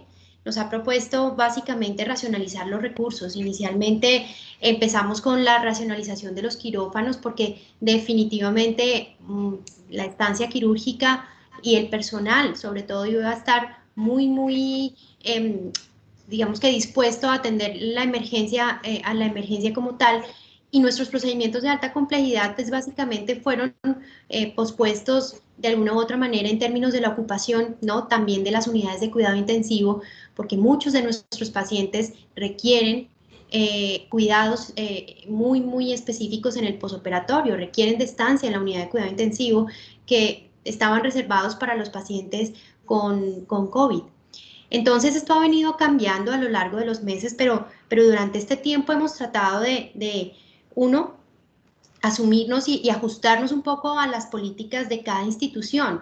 Cada institución nos ha sugerido, de acuerdo a sus recursos, a su talento humano, a su disponibilidad de insumos, qué tanto podemos hacer, qué tanto podemos postergar, pero asimismo individualizar cada caso. Hay que valorar básicamente el paciente que está en altísimo riesgo y el paciente que requiere un manejo indefectiblemente urgente. Entonces hemos tratado de individualizar los casos y todos los casos los hemos contado y los hemos analizado en conjunto pues dentro de estas juntas que hacemos, donde participamos los tres, donde además convocamos a varios de los especialistas que se unen a nuestro equipo, radioterapeutas, oncólogos, y todo el personal que está también vinculado en la parte de rehabilitación de las enfermedades por cáncer, justamente porque cada caso es independiente, cada caso es particular, y digamos que nos hemos ajustado a estas condiciones siempre, siempre tratando de buscar un justo equilibrio entre lo mejor para el paciente, pero también lo mejor para nosotros como equipo quirúrgico. Perfecto. Bueno, conociendo todas estas actividades, todos esos conceptos, todas estas nuevas técnicas que ustedes están implementando en nuestra ciudad y en nuestra región en ginecología oncológica, ¿qué podríamos decirle a la gente que quiera venir a Cúcuta a ser tratada? O sea, estamos en un escenario que llamamos la mesa de salud. La Cámara quiere que resaltemos ese talento humano, como muy bien hablaba Julián, que es algo que no podemos dejar, sino entender que en salud, si el talento humano es bueno, el servicio es excelente. Entonces, Angélica, ¿qué podemos o cómo podríamos decirle a las personas, vengan a Cúcuta, vengan y busquen su ginecólogo oncólogo? Pues fíjate que de las situaciones más difíciles y de todo lo que ha venido pasando en este último año, pues se logran oportunidades y básicamente nos llevan a repensarnos, a reinventar y sobre todo pues como a innovar en todos los aspectos. Y nosotros como ginecólogos oncólogos no somos ajenos a eso. Pues Cúcuta ha venido de alguna u otra manera apostándole progresivamente ya en esta etapa de reactivación económica a fortalecer la productividad de todas las empresas, a potencializar la productividad comercial y todo esto pues con la idea de poder generar un impacto social muy positivo. Y definitivamente el ámbito de la salud pues no es la excepción. ¿Qué tenemos? ¿Con qué contamos en este momento?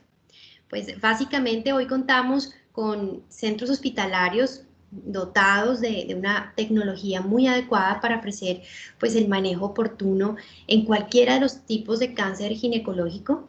Tenemos un talento humano, un grupo de especialistas sobresaliente que además de eso tiene pues un gran potencial y que además buscamos todo el tiempo actualizarnos, estamos buscando todo el tiempo tener más herramientas en el diagnóstico, más herramientas en el tratamiento para ofrecerles a nuestros pacientes procesos terapéuticos seguros, obviamente que estén basados en la evidencia médica y sobre todo que favorezcan la prevención, pero también la rehabilitación de la enfermedad.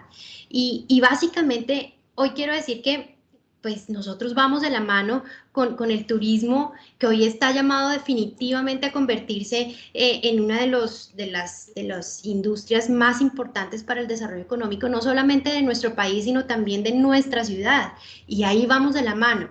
Vamos de la mano ofreciéndole a la población de los países vecinos pues poder suplir esas necesidades, poder manejar adecuadamente su cáncer, poder garantizar resultados, poder mejorar pronósticos a largo plazo.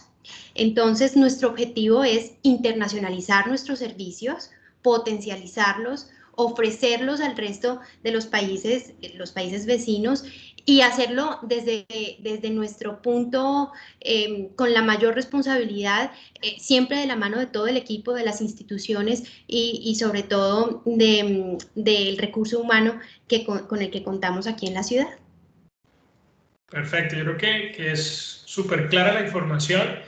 Se nos ha pasado 1 hora 20 minutos demasiado rápido. Creo que han hecho un contenido súper fuerte, pero creo que ha sido muy claro y les agradezco la transmisión en términos lo más sencillos posible para los asistentes. Pablo, ¿tenemos alguna pregunta del público? Doctor, revisando el chat, no tenemos, digamos, como agradecimientos, digamos, con los doctores por la difusión del conocimiento, que muy claro, que muy buena la conversación, pero en realidad preguntas puntuales del público no tenemos. A mí sí me escribieron a mi teléfono. A mí también, a mí también. Y No no se sé van a si pasar en blanco, no se van a pasar en blanco.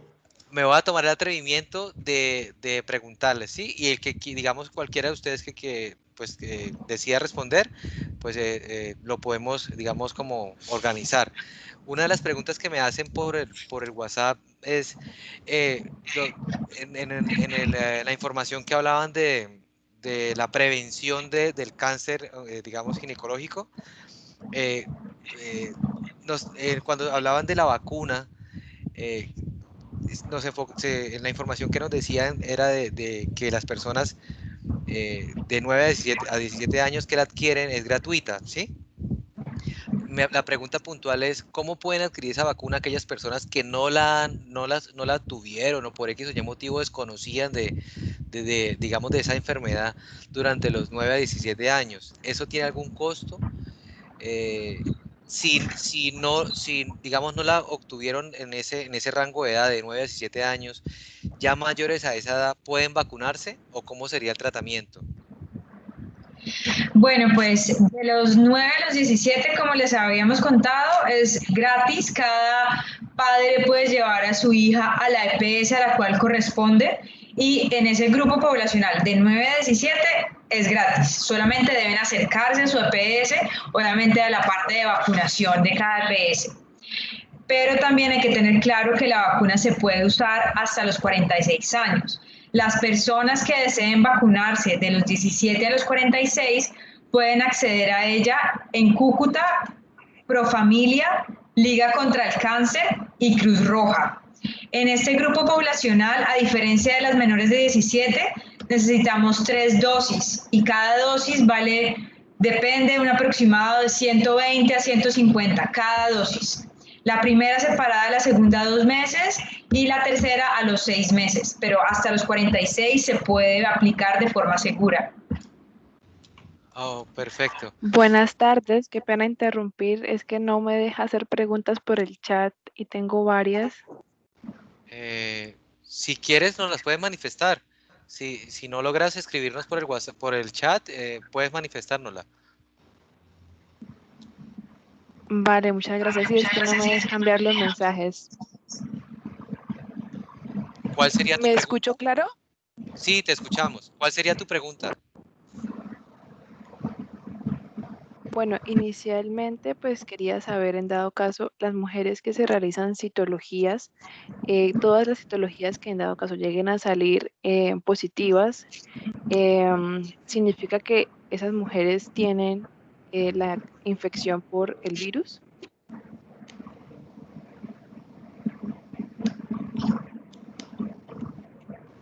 Sí, cuéntanos, Angélica, ¿qué podemos responderle a nuestra asistente? Bueno, siempre que hay una citología cervicovaginal que nos hable de que es positiva, implica que hay que continuar un estudio. Hay algo, la citología está generando una alerta, digamos que en cualquiera de sus categorías, específicamente cuando la citología dice positiva, está generando una alerta y nos está mostrando que requerimos hacer estudios complementarios para poder hacer un diagnóstico claro probablemente de esa alerta que nos está generando ese estudio. Entonces, siempre que haya una citología positiva, es una obligación hacer un estudio posterior, puede ser una colposcopia, una biopsia, de acuerdo al criterio pues, que tengamos en su momento. La doctora Alexandra nos quería compartir algo. Algo muy importante es que la citología en realidad no nos permite hacer un diagnóstico puntual. Lo que nos decía la doctora Angélica, siempre hay que hacer algo adicional, pero solo con una citología uno no puede hacer un diagnóstico. Perfecto. Ok, muchas gracias. Otra pregunta. En cuanto al resto de virus que no cubre la vacuna, ¿se genera algún tipo de inmunización cruzada?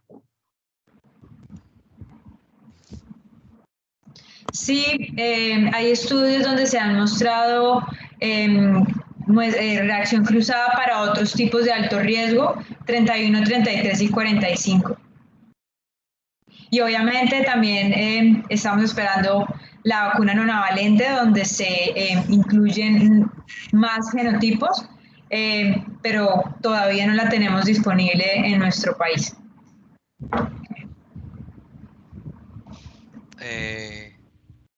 Disculpa, la persona que nos hizo la pregunta, ¿tienes alguna otra?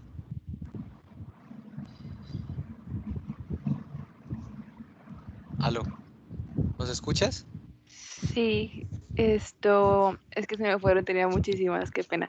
En cuanto, digamos, al tiempo o, digamos, las personas que están jóvenes, es decir, entre los 16 y 25 años,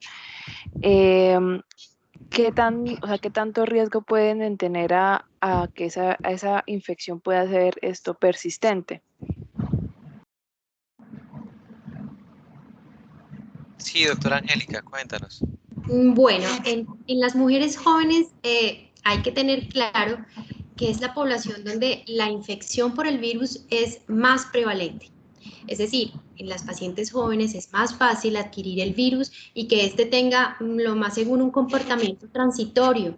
La mayor parte de las mujeres, casi el 80% de las mujeres que inician vida sexual van a tener en algún momento infección por el virus del papiloma humano. Pero específicamente en este grupo poblacional, en las mujeres menores de 30 años, esta infección es transitoria y suele resolverse espontáneamente. Entonces, el comportamiento usual del virus del papiloma es la resolución, la eliminación espontánea y probablemente nunca se identifiquen lesiones asociadas a su actividad. Perfecto, muchas gracias. No sé si nos puedas compartir alguna otra o pasamos a unas que nos hicieron a través del chat. ¿Te parece si la persona que nos habla, te parece si mientras tienes una u otras que de pronto se te olvidaron, vamos a pasar a manifestar unas del chat, ¿te parece?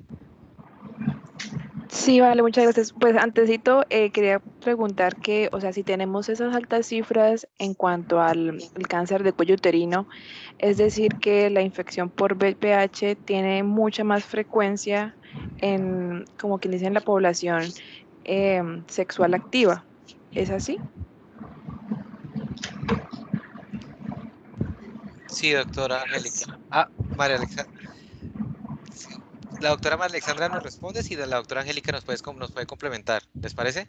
Bueno, El virus del papiloma humano sí, efectivamente, se transmite durante las relaciones sexuales y las personas sexualmente activas son las que adquieren la infección, ¿sí? A tanto hombres y mujeres, como les contábamos, pueden enfermarse o adquirir el virus, pero a su vez transmitirlo. Hombres y mujeres, pero sexualmente activos.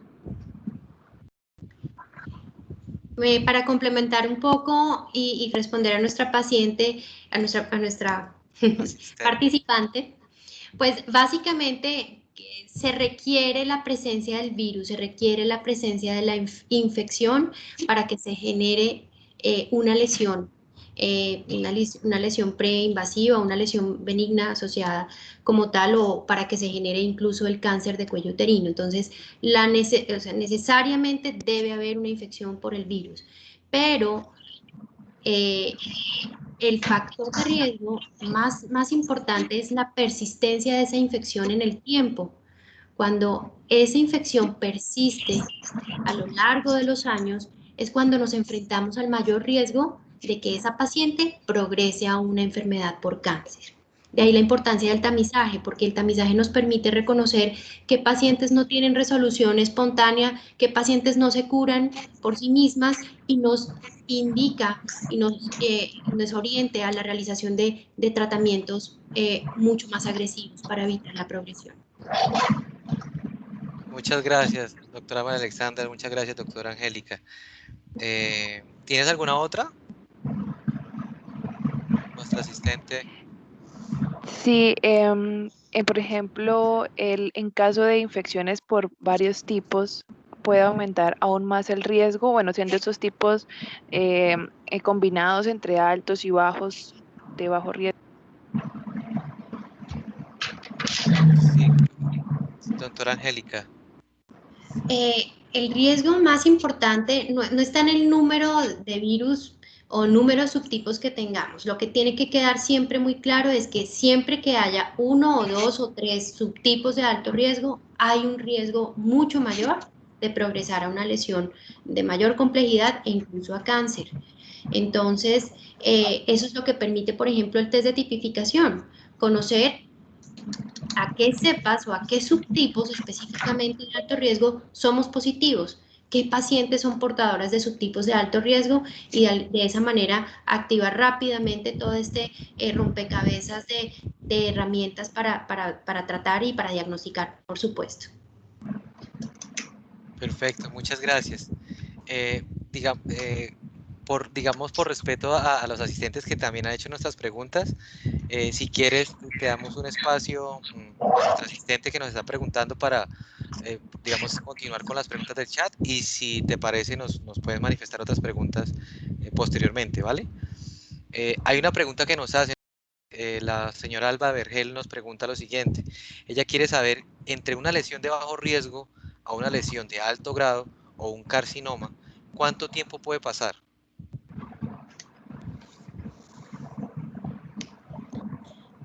Sí, Bueno, doctora Angélica. es una pregunta muy interesante porque se ha descrito en la literatura que incluso puede pasar 10 años, pero nosotros hoy tenemos claro que va a depender de cada paciente, individualizamos la información que tenemos en cada paciente. Si es un paciente con múltiples factores de riesgo, con un subtipo de alto riesgo, con múltiples parejas sexuales o ha iniciado su vida sexual de forma precoz, pues es un paciente que definitivamente tiene mucho más riesgo de progresar en menos tiempo a una enfermedad por cáncer. Por esa razón, sigue siendo la misma respuesta, no alejarse de ese ejercicio del tamizaje, no alejarse de esa realización constante de las pruebas de tamización o de cribado para poder diagnosticar oportunamente y reconocer los factores de riesgo. Perfecto, doctora Angélica, muchas gracias. Nos preguntan también qué estrategias, digamos, nos las pueden compartir todos, qué estrategias pudiésemos para cambiar la actitud ante la vacuna.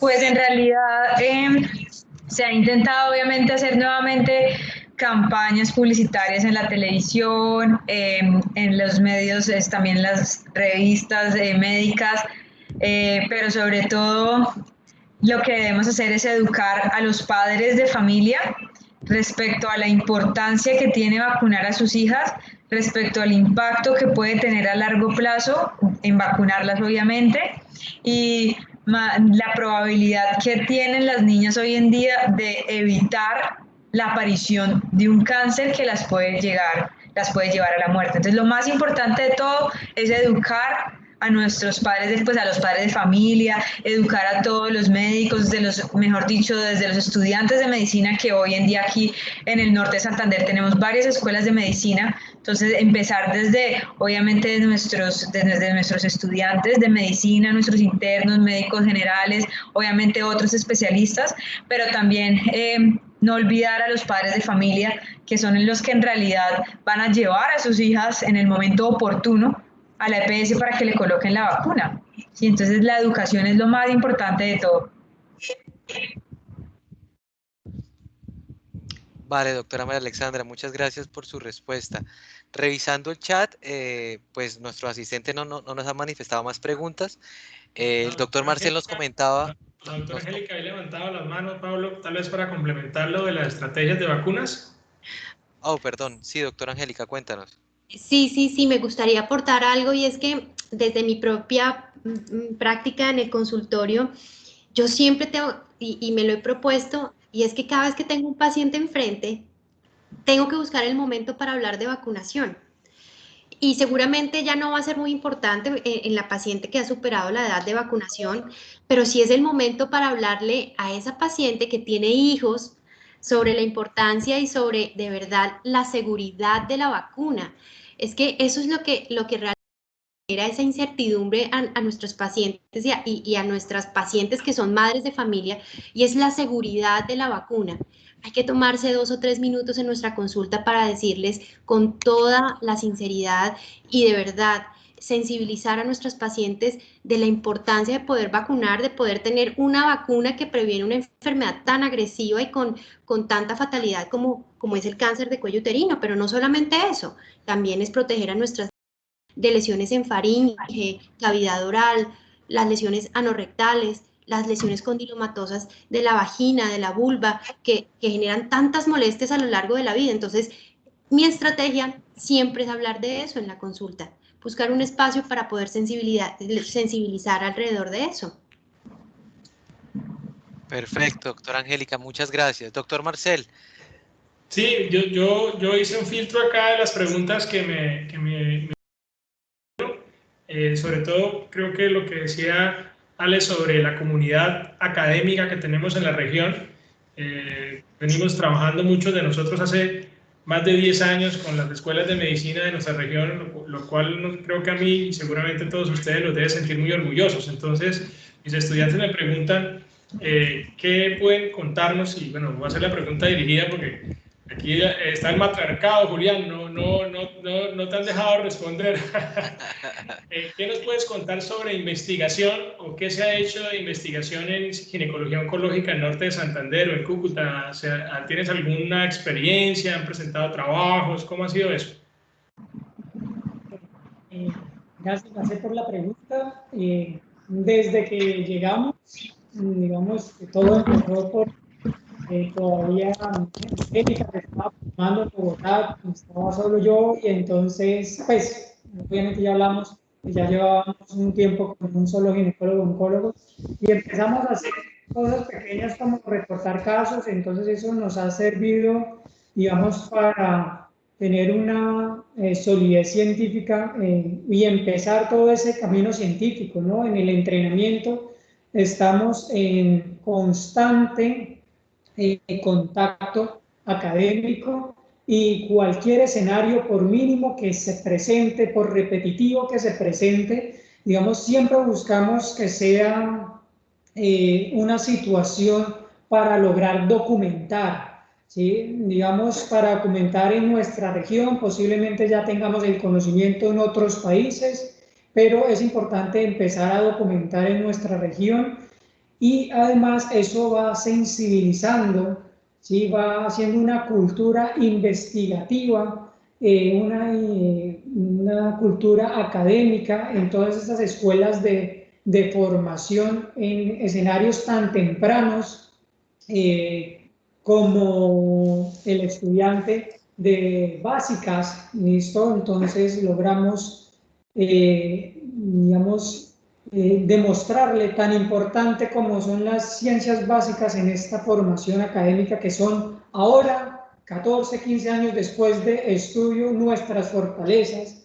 Entonces tratamos siempre de incentivar, y finalmente, digamos que es muy gratificante a medida que pasa el tiempo, se va volviendo la ginecología oncológica un centro de referencia para querer investigar. Entonces, cada vez más son los estudiantes que nos comentan, nos comparten: doctor, queremos hacer algo con este tipo de población, tenemos población migrante, a veces no nos comportamos tanto como las poblaciones nacionales porque compartimos terreno y compartimos personas. En este momento, pues, en esta situación que nos encontramos, nos llegan cada vez más, y es a través de Cúcuta y Norte de Santander por donde ingresan estos pacientes, y a veces se quedan como nosotros único recurso para atender. Entonces sí, verdad que es muy gratificante que cada vez se sumen más personas buscando siempre la academia, buscando siempre la excelencia, y todo evidentemente teniendo como centro darle un mejor manejo a las pacientes. Perfecto, Julián. Aquí me responde mi estudiante que gracias. Pablo, ¿tenemos alguna pregunta o creo que ya estamos sobre el tiempo? Doc, sí, ya estamos sobre el tiempo, pero dado la importancia y digamos, el interés que nos han mostrado nuestros asistentes, creería que por respeto a ellos, 2 preguntas más y pasamos a conclusiones, ¿les parece? Hay 2 últimas preguntas que nos hacen y pues creo que son bastante interesantes. Nos habla de que hace poco hubo un estudio en México que dejó de un grupo integral de médicos que logró eliminar el virus a un 100%. Asumo que se está refiriendo al virus del papiloma humano. ¿Podemos decir algo, digamos, podemos decir algo sobre este tratamiento? ¿Conocemos algo de este tratamiento? Doctora Alexandra. El micrófono, Alex. Algo muy importante que tenemos que saber es que en realidad que haya aprobado un medicamento en el mundo para tratar el virus del papiloma humano, una vez adquirido, no existe. no existe un tratamiento específico para erradicar la infección, ¿sí? Lo que existe avalado actualmente en el mundo es la vacunación, y coberturas amplias de la vacunación sí han logrado erradicar la enfermedad, pero es por la cobertura que se logra con la vacuna, no porque haya un tratamiento, un medicamento, un óvulo, una inyección, una pastilla que tú puedas usar y eso erradique la infección. No sé si Julián o Angélica me quieran complementar con... Digamos, eso quiere decir que una persona ya después de adquirido lamentablemente el virus, al vacunarse no lo va a erradicar. O sea, ¿sí podría vacunarse? Sí se podría vacunar, lo que pasa es que la efectividad va cambiando. Es decir, una niña que se vacuna entre los 9 a los 17 años, que jamás nunca en su vida ha tenido una relación sexual, va a estar protegida 100% contra los tipos que la vacuna le confiere en protección. 6, 11, 16 y 18, que es la vacuna que tenemos acá. Entonces, en ese grupo poblacional estricto y específico de 9 a 17 sin vida sexual, la efectividad va a ser del 100%, ¿sí? Pero como tenemos la vacuna aprobada para grupos etarios más extendidos, ¿sí? Donde ya pudo haber empezado esa persona su vida sexual, depende. Entonces, si la persona empezó su vida sexual, pero jamás nunca ha estado en contacto con el virus, la efectividad disminuye, ¿sí? Disminuye hasta un 60%, pero igual, obviamente, puede proteger a esa persona. Pero si la persona, adicional a empezar su vida sexual, ya tiene una infección por el tipo 16 y 18, obviamente no lo va a proteger contra esos dos genotipos que son en realidad los que, con los que se ve beneficio pues, en la vacuna. Ok. No sé si alguno, digamos, doctor Julián, doctora Angélica, quisiera complementar. ¿No?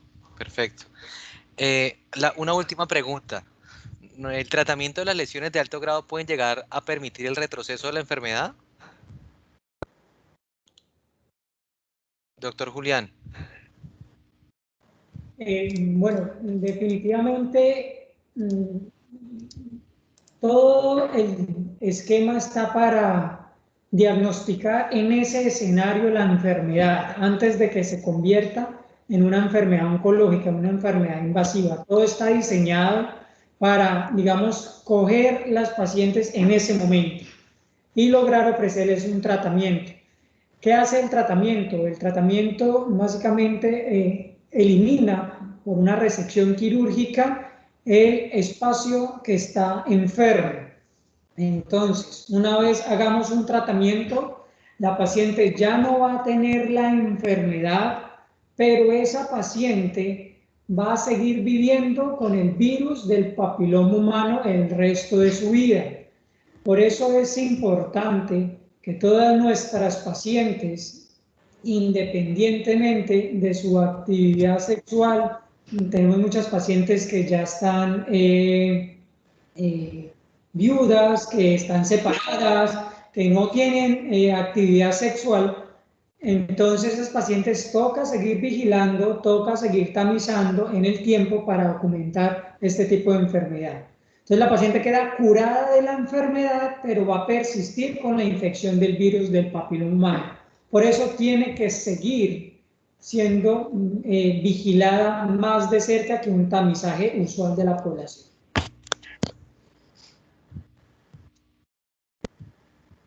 Sí, muchas gracias, doctor Julián. Yo creo que se nos acabó el tiempo y se nos acabaron las preguntas por el momento. No sé, yo creo que llegó el momento de pasar a las conclusiones, doctor Marcel. Sí, Pablo, gracias. No, pues voy a invitarlos a dar como el mensaje final. Bueno, voy a primero preguntarle, Angélica, ¿qué nos puedes decir como mensaje final? Bueno, mi mensaje final es que este espacio nos ha servido básicamente para conocer y para dar a conocer nuestra especialidad, para dar a conocer lo que estamos haciendo en cáncer ginecológico, pero también para dar información, para educar, para aprovechar cada espacio de estos que se han creado para poder educar y sobre todo en la prevención del cáncer en cualquiera de los tipos de cáncer ginecológico. Somos un equipo que funciona integrado, que tratamos de hacer lo mejor posible para nuestras pacientes, que tenemos muchas ganas de trabajar por nuestra región, por poder implementar cada vez más estrategias mejores para nuestras pacientes. Alex. Mi principal conclusión es, por favor, vacunémonos. Tenemos la herramienta en nuestras manos para disminuir esta enfermedad tan fatal que está matando a las mujeres más jóvenes de nuestro país. Entonces, esa es mi principal conclusión e invitación para todos. Vacunémonos, por favor, vacunemos a nuestras niñas, vacunémonos nosotras. Es súper importante y es la única estrategia que tenemos en realidad para mejorar este problema de salud pública. Julián. Bueno, mi conclusión, digamos, para que quede en la comunidad es esto, ¿no? Mostrarnos que somos un grupo supraespecializado, integrado, multidisciplinario, asequible, amigable, que vamos a estar dispuestos, digamos, a aportar. Nosotros sabemos todo lo que nosotros investigamos en todos los escenarios posibles, ¿no? En los escenarios del consultorio, en los escenarios institucionales, en los escenarios gubernamentales, en los escenarios científicos, obviamente siempre mostrando sin ningún conflicto de interés todo lo que representa estas patologías para nuestra población, vinculados con el departamento, digamos, con compromisos ya demostrados y pues tangibles para la opinión pública, y pues que seguiremos acá en esto tan bonito que es trabajar por la región, trabajar por nuestra región. Angélica, ¿quieres agregar algo? Sí, quisiera agregar algo que es muy importante y que este es el canal para poderlo decir. Cúcuta es una ciudad que se prepara, que se reactiva económicamente y nosotros vamos de la mano con eso. Queremos poder atraer gente interesada en poder optar por nuestros servicios, en poder suplir las necesidades de las enfermedades ginecológicas de los países de la región. Así que estamos disponibles como grupo, estamos disponibles como ciudad para recibirlos en el momento en que se necesite tratar una enfermedad por cáncer ginecológica o simplemente por prevenirla. Sí, yo tengo una experiencia muy bonita de este webinar, y es que, yo no sé si me van a creer, pero es de verdad, que cuando los escucho a ustedes hablar de la región, no sé por qué le brillan los ojos, a pesar de que estoy en una pantalla, ¿no? Entonces, pues me siento muy identificado con ese tema y los felicito. Me gustaría que de pronto le dejáramos el mensaje a la comunidad dónde los podemos conseguir o cómo podría ser un paciente para llegar a su consulta, entendiendo que pues estamos en un sistema de salud, pero ¿qué le podemos decir a los asistentes o que tengan el registro? Bueno, yo estoy ubicada en el Centro Médico de Especialistas Jericó, el consultorio 611. Nuestros datos de contacto, nuestros canales de atención, voy a decir el número para que lo puedan tener, 321-430-9637. Allí pueden agendar su cita, su valoración. Si en caso requieren un segundo concepto, estamos siempre muy abiertos para poder atenderlos. Y por supuesto, pues nuestras redes sociales, a mí me encuentran como Ginecología Cúcuta en Instagram, que es una de los canales donde más puedo educar y donde más puedo transmitir información valiosa para las pacientes. Alex, Julián, ¿dónde los podríamos contactar? Bueno, mi consultorio está ubicado en el Centro de Especialistas Vita. El consultorio es el 504. Los teléfonos pues están obviamente disponibles en todas las redes sociales. Sin embargo, pues si lo desean apuntar es 315-325-5040. También me pueden encontrar en la Clínica San José y en la clínica donde trabajo con la doctora Duque y en la Clínica Duarte donde trabajo con el doctor Julián. Doctor Julián. Sí, yo también tengo mi consultorio en Centro Médico Especialistas de Jericó en el 611. El teléfono es 321-430-9637. También estamos, digamos, asequibles con la doctora Duque en el Hospital Erasmo 2, con la doctora Madariaga en la Clínica Médica Duarte, con la doctora Duque y la doctora Madariaga en la Clínica Santa Ana. Y obviamente trabajamos de la mano con todos los centros oncológicos ambulatorios que también se encuentran en la región formando grupos multidisciplinarios, con el grupo de la Unión Hematológica, con obviamente por supuesto el grupo de Oncomédica, y esos son los sitios donde nos pueden encontrar. Bueno, yo quiero darles las gracias, yo también voy a dar mi conclusión. Lo primero es darles las gracias por enseñarme. Creo que el mensaje más bonito para mí es que tengo claro la vacunación de mis 2 hijas. No dudo que... Por favor.